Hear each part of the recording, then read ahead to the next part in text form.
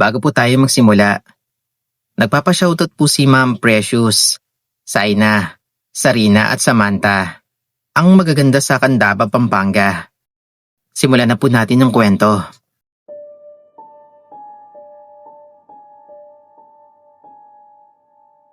Tawagin niyo na lang po ako sa pangalang Limuel. Gusto ko lang ikwento itong nakakatakot na karanasan namin ng asawa ko sa bagong nilipatan naming bahay. Nangyari ito noong pinagbubuntis ng asawa ko yung panganay namin at kakalipat lang namin sa isang house for rent na semi-subdivision. Itong nalipatan namin ay may katabing puno sa gilid. Bali itong puno ay may kita mo agad kapag sumilip ka sa kusina. Yung kusina po kasi namin kung saan kami naguhugas ng pinggan ay may maliit na bintana. Tapos kapag sisilip ka roon ay may kita mo yung puno. Fast forward po tayo. Nangyari yon noong naguhugas yung asawa ko ng pinggan. Kasi kakatapos lang namin kumain ng hapunan. Sinabihan ko na siya noon na ako na muna ang maghuhugas. Kaso ayaw niya. Kesyo raw exercise niya raw yon.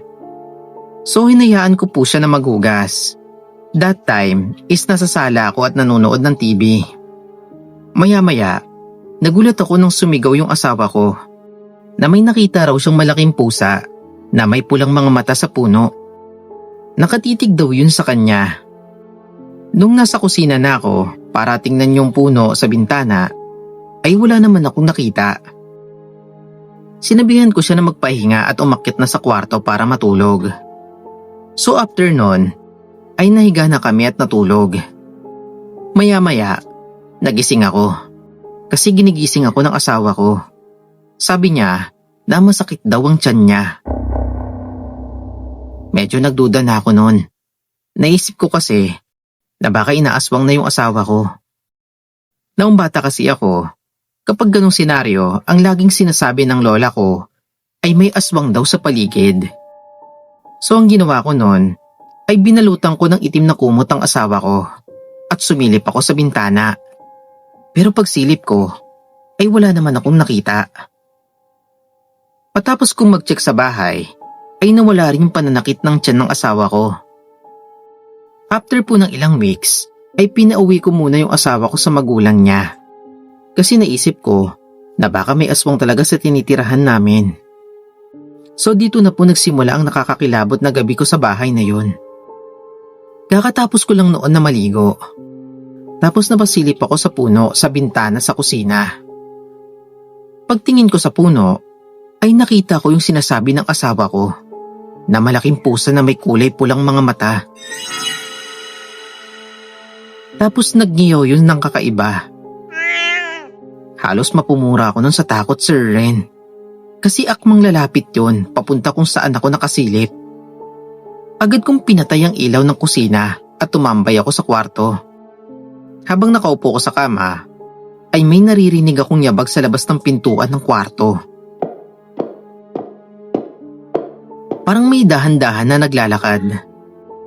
Nakaramdam ako ng takot nun. Kasi naisip ko kung sino yon. Bago kasi ako umakyat ng kwarto, ay nilako ang pinto.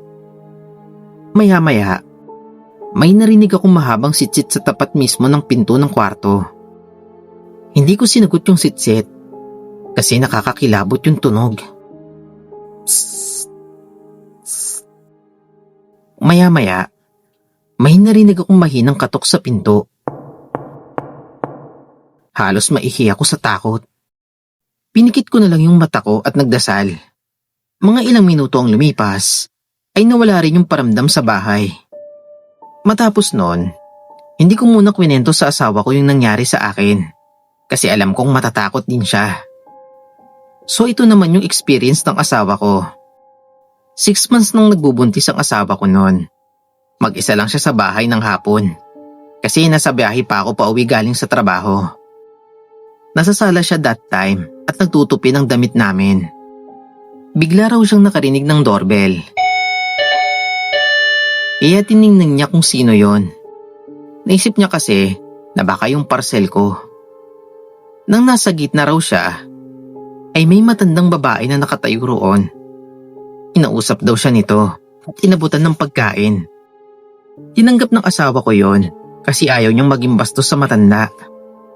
Medyo weird nga lang daw yung matanda kasi nakatitig daw yun sa tiyan niya na parang takam na takam. Sinabi na lang ng asawa ko na paparating na ako para umalis na yung matanda. After nun ay tiningnan niya yung pagkain. Okay naman po yung pagkain. Ang kaso noong pinatakan niya ng kalamansi yung adobo ay biglang nagbago yung amoy. Amoy na bubulok daw na karne. At naging maitim daw yung kulay. Kaya tinapon niya na lang daw yun. Nakwento sa akin ng asawa ko yon. Tapos sabi ko sa kanya ay huwag siyang tatanggap ng pagkain kapag di niya kilala. After po nun ay di na nagpakita yung matanda sa asawa ko. Naging okay naman po yung panganganak ng asawa ko sa panganay namin. Bale lumipat din po kami ng bahay after 2 years. Kasi kailangan kong lumipat malapit sa work ko. Hanggang dito na lang po yung kwento namin ng asawa ko. Salamat po Sir Ren and God bless.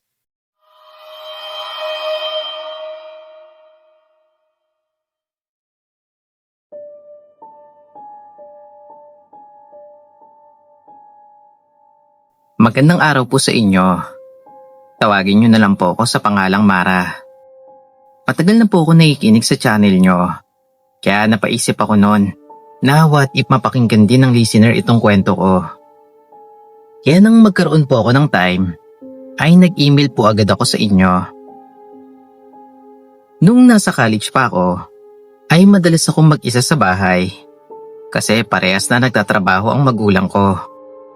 Pero ayos lang po yon kasi mas nagiging productive po ako pag ganon. Fast forward po tayo. Nangyari yun noong nag-out of town ng magulang ko at pumunta sila sa probinsya para bisitahin ang mga kamag-anak namin. Bale, 3 araw po silang nandun at ako lang nasa bahay. Sa unang araw ko sa bahay, Sir Ren, wala naman pong naging problema. Naglinis lang po ako noon. Nagluto at gumawa ng school requirements sa kwarto. Nang sumapit na po ang 11 PM, ay tumambay ako sa sala para manood ng TV. Tahimik na po ng mga oras na yon. Maririnig mo na lang po yung tunog ng electric fan at yung palabas na pinapanood ko. Nakahiga po ako sa sopa, tapos napansin ko yung kortina sa sala na parang gumalaw. Noong una, hindi ko pinansin. Kasi akala ko na hinangin lang. Yung bintana po kasi namin is medyo luma na yon. Tapos napansin ko na may konting siwang. Pero habang tumatagal, napapansin ko na parang di normal yung paggalaw ng kortina. Para po kasing inihila ng dahan-dahan yun. Doon na po ako medyo nagduda. Kaya pinatay ko muna ang TV. Tapos nakiramdam muna ako. Maya-maya, may narinig ako. Parang may mahinang kaluskos sa gilid ng sala. Parang may gumagalaw po sa bandang likod ng kortina. Bigla po akong kinabahan nun. Pero kahit na ganon, nilalabanan ko po yung takot ko. At pinipilit ko po ang isip ko na daga lang yun o pusa na nakapasok. Nung medyo nagkaroon na ako ng lakas ng loob, ay tumayo ko nun sa sopa. Lumapit ako sa kortina. Habang papalapit ako, napansin ko na bahagyang nakabukas yung bintana. At sa siwang ng kortina, may nakita akong anino. Anino ng tao. Nakatuyo po yun sa likod ng kortina. Hindi ko makita ang mukha ng anino dahil madilim po doon at hindi po nasisinagan ng ilaw. Pero kitang-kita ko po ang hugis ng katawan niya. Matangkad po siya at hindi gumagalaw. Para bang matagal na siyang nakatayo roon. Tapos nagulat ako. Kasi bahagyang gumalaw yung ulo ng anino at napansin ko na papunta yun kung saan ako naroon. Doon na po ako napaatras sa takot. Kaya ang ginawa ko ay tumakbo ko papunta sa kwarto. Tapos sinara ko agad ang pinto. Nanginginig ang kamay ko nun, Sir Ren, pero tinawagan ko pa rin si Papa sa cellphone. Buti na lang po nun, sinagot agad ni Papa ang tawag ko. Kakausapin ko kay Papa. Pa, parang may ibang tao po sa bahay. Pero walang magawa si Papa kasi nasa biyahe pa sila. Sinabihan niya na lang po ako na wag daw muna akong lalabas ng kwarto at tawagan ko daw muna yung kapitbahay namin kung kailangan. Habang naghihintay ako, ay naupo lang ako sa kama at nakikiramdam. Maya-maya, wala na akong narinig. Parang bigla na lang pong naging tahimik na para bang walang nangyari. Makalipas po ang halos 1 oras, dumating po yung kapitbahay namin kasama yung isa niyang kamag-anak. Sinamahan nila ako na tingnan yung buong bahay, pero wala talaga kaming nakita. Tapos sinabi nila na baka natakot lang ako o baka anino lang ang nakita ko ron. Gusto ko sanang paniwalaan sila, pero kinabukasan, habang naglilinis ako sa sala, may napansin ako. May ilang gamit na nawawala. Yung speaker namin na nakalagay sa TV, pati yung ilang pera sa drawer, at yung lumang relo ng papa ko. Nawawala yun, Sir Ren. Noong una, hindi ko agad naisip na may kumuha. Pero nang pumunta ako sa likod ng bahay, doon na ako kinabahan. May nakita kasi akong bakas ng putik sa sahig, galing sa likod ng pinto. Napansin ko na bahagyang nakaluwang pala yung lock ng pinto. Hindi siya naisara, pero mukha talagang may nakapasok doon. Nang dumating po ang magulang ko, ay nakwento ko sa kanila yung nakita ko at tinawag agad nila ito sa barangay. Tapos nagtanong kami sa kapitbahay namin. Doon po namin nalaman na may ilang bahay rin pala sa lugar namin na pinasok ng magnanakaw. Ang modus nila, tahimik lang silang pumapasok kapag alam nilang walang tao sa bahay. At ang mas nakakakilabot, sabi ng isang kapitbahay namin, baka raw hindi lang isang gabi nangyari yon. Posible rin daw na ilang araw nang may nagmamasid sa bahay namin. Simula po noon, hindi na ako nagpapaiwan mag-isa sa bahay. Tapos nagpakabit din kami ng CCTV. Hanggang dito na lang po ang kwento ko, Sir Ren. More power pa po sa inyong channel. Salamat.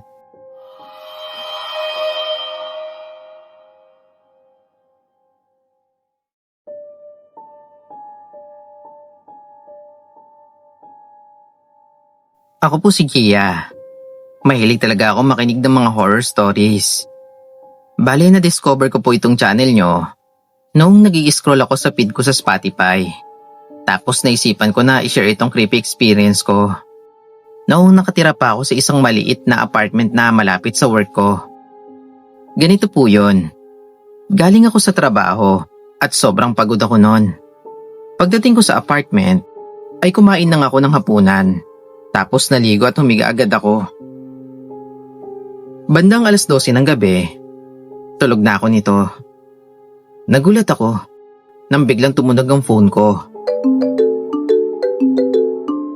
Madilim po sa kwarto, tapos halos inaantok pa ang mata ko noon. Habang nagkukusot ang mata, chinek ko ang phone ko kung sinong tumatawag. Pagtingin ko, unknown number. Nagtaka ako noon kasi madaling araw na at sino naman ang tatawag sa ganung oras. Kaya hinayaan ko na lang, tapos kusang huminto ang tawag. Mga ilang segundo, tumunog ulit. Medyo naiinis na ako noon. Pero naisip ko na baka emergency, kaya sinagot ko po ang tawag. Pagkasagot ko, walang sumasagot sa kabilang linya. Naisip ko noon na baka mahina lang ang signal. Kaya nagsalita ulit ako sa phone ko. Tapos sabi ko, "Hello? Sino to?" Pero walang sumasagot sa kabilang linya. Ang naririnig ko lang noon ay ang mahinang tunog ng static. Tapos naputol na yung tawag. Napakunot ako ng noo. Naisip ko na baka nagpa-prank call lang.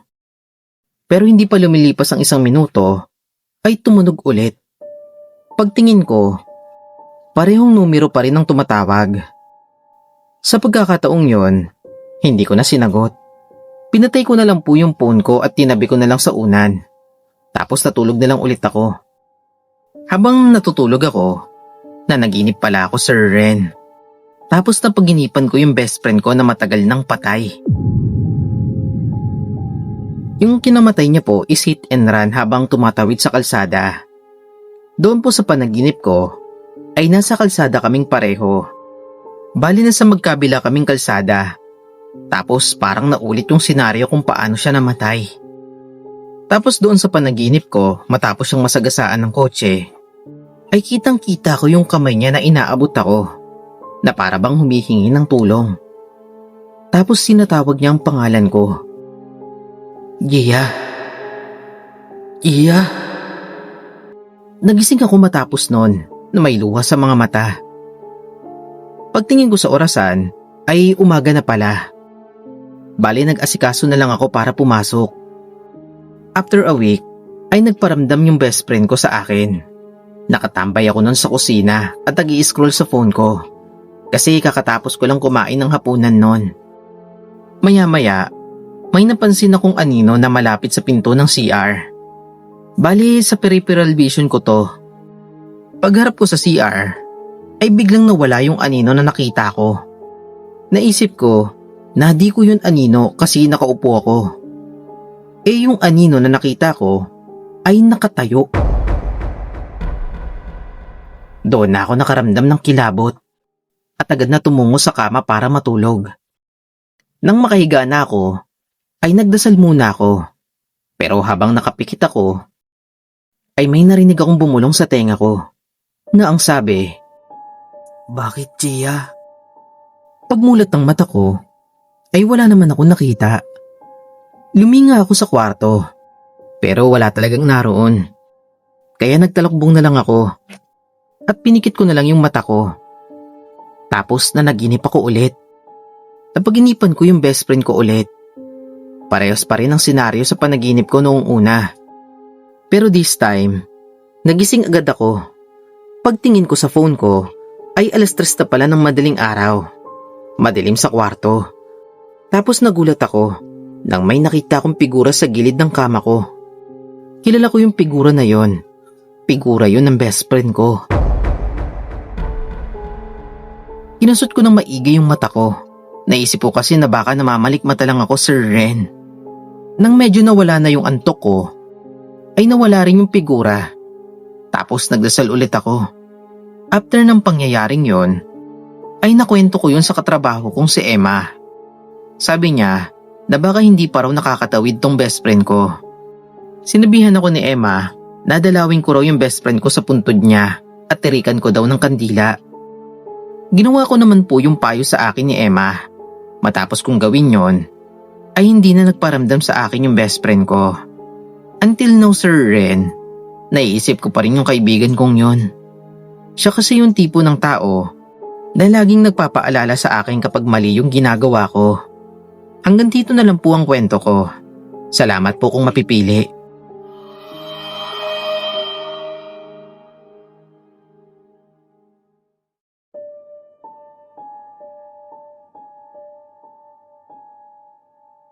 Ako po si Bon. Share ko lang tong creepy experience ko noong nasa high school pa ako. Nakatira kami noon sa isang maliit na bahay. Dahil maliit ang kwarto namin, bunk bed po ang gamit namin para makatipid ng space. Bali ako po ang natutulog sa baba, tapos kuya ko naman ang natutulog sa upper bunk. Fast forward po tayo. Umalis po si mama at kasama ang kuya ko. Tapos si papa naman ay kalilipad lang papunta sa abroad. Ako lang po ang naiwan sa bahay.